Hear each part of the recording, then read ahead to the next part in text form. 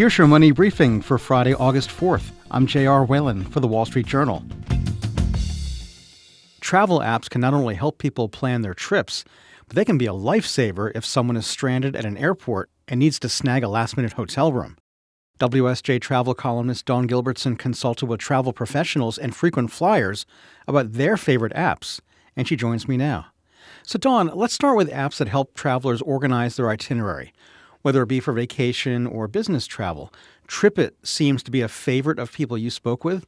How does it make traveling easier? Who among us, or at least the disorganized among us, hasn't been at the airport and been furiously searching for your confirmation emails for that flight or at a hotel?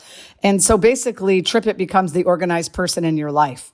It takes all of your confirmation emails, assuming you send it to them, and basically it creates an itinerary for you in one place. There are also dozens of flight trackers available in the various app stores.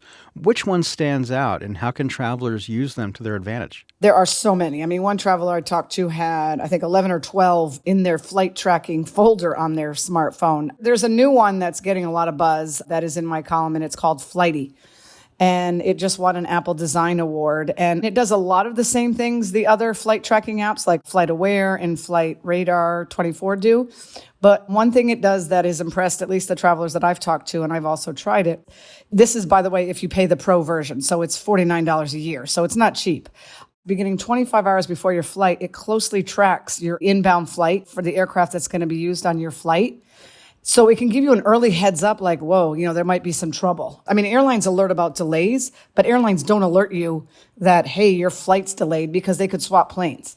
And there could also be weather in the way. The best laid plans of any traveler can be no match for inclement weather if it disrupts arrivals and departures.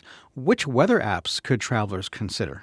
I got a lot of nods for this one from different people. The CEO of United loves the Weather Channel app. There's also just the weather app most of us have on our phones, with a list of cities. A top executive at JetBlue turned me on to tomorrow.io. The airline was an investor in this weather app about 10 years ago. I was playing around with it a little bit, and I really like the interface. I like, it's just kind of conversational, and it kind of has fun with weather. And weather can just be a wrench thrown into someone's travel plans, especially if they have connections or if they have a lot of stops. Oh, sure. This summer has been the story of horrendous travel cancellations due to thunderstorms, especially in the Northeast. All the weather and the frustration, sometimes you just need a drink.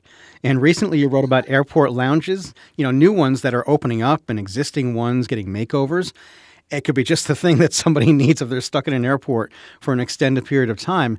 But not every airport has them. So how can people keep tabs on where the lounges are and what they offer? Well, not every airport has one, and not all airport lounges are open to all people. So there's an app owned by American Express, and it's called Lounge Buddy. And you create a profile, or you can just search by like your credit cards you have that might have lounge access, the type of airline ticket you have, and it'll show you what's around you. It's pretty handy. A lot of airport lounges anymore don't allow day passes. You really have to have a membership or access through your credit card or your type of ticket. But Lounge Buddy also alerts you to the lounges that do allow you to buy a day pass. So that's also helpful to people in a pinch. Now, being stuck for a few hours is one thing in the airport, but a much longer delay could mean the need for a last-minute hotel room. Is there an app for that? Yeah, well, a lot of people are probably familiar with Hotel Tonight. It's mobile only. It was created for last-minute hotel bookings. In my column, what I focus on is pretty much an old-school last-minute hotel hack, and that's Hotwire's Hot Rates. Now, Hotwire is a well-known online booking company owned by Expedia, but Hotwire's Hot Rates, they allow you to book a hotel. You don't know where you're staying. You can pick the general area and general star rating. And if you like the price, you click, you put your credit card in, and then it tells you where you're staying. And by the way, if somebody does that last-minute hotel room purchase, do rewards points factor in? On Hotwire Hot Rates in particular, you don't get frequent flyer points for that at all. There has to be some kind of trade-off. If you're a points junkie, it's not for you. If you're someone who, is on a budget or just wants to save money and save the hotel money for something else, it's definitely for you. That's Wall Street Journal travel columnist Dawn Gilbertson. And that's it for your Money Briefing this week. Our producer is Ariana Osperu. Our supervising producer is Melanie Roy. And our executive producer is Chris Zinsley. I'm your host, J.R. Whalen.